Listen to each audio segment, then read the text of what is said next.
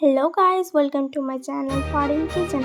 আজকে আমি করব ডিমের হালুয়া। প্রথমে আমি ডিমগুলো নিয়ে নেব, এরপরে ডিমগুলো একটা পাত্রে ফাটিয়ে ভালো করে মিক্স করে নেব।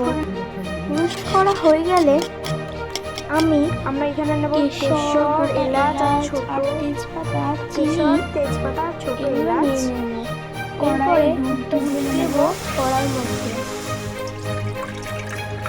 500 গ্রাম দুধ দিলেই হবে। এরপর কেশর, গোটা এলাচ, তেজপাতা আর চিনি দিয়ে ভালো করে দুধটা ফুটিয়ে নিতে হবে। এলাচ ফাটিয়ে দুধের মধ্যে দিয়ে দেবো। দুধটা নাড়তে থাকবো। দুধটা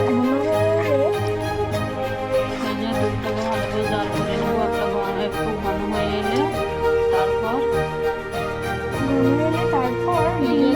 তারপর একটা ফুটো পাত্রের মধ্যে ডিমের মিশ্রণটা ঘুরিয়ে ঢালতে হবে, যাতে হালুয়াটা ভালোভাবে তৈরি হয় আর একসঙ্গে জড়িয়ে না যায়।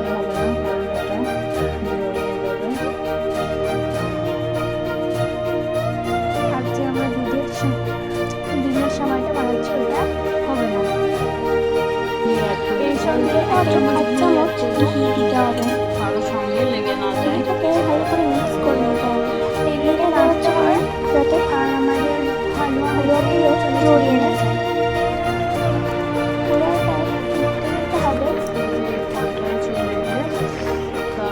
নাড়তে হবে। এরকম হয়ে আসলে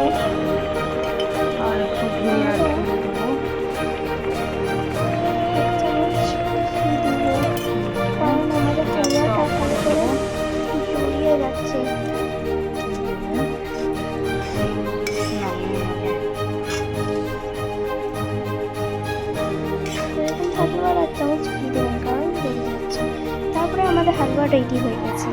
তারপরে এর উপর থেকে একটু আমন্ড এবং পিস্তা বাদাম ছড়িয়ে দেবো। And finish. Bye bye.